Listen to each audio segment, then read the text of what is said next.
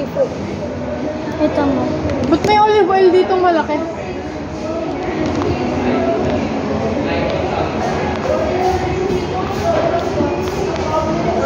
Kinakapture ko kasi. Mas maganda camera ko. Sino gusto magpakain? Si ate, si mami lang. Pili ka dyan, tingnan mo ano. Kalimutan ko pera ko. Kalimutan mo na naman pera mo. Hindi, nandun sa coach. Ha? Kinakalimutan niya talaga. Pagka yung may mandurugos doon, nakuha niya pera mo. Sana. Nakuha na din natin yung lisensya mo. Kaya mo kanil, hindi naman makukuha yung knowledge mo.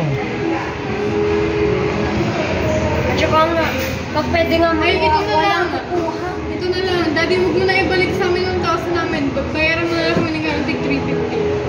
350. Ayoko, gusto ko 1,000. Eh, di, 1,000 na lang. ano, tig 1,000 kami? Sige.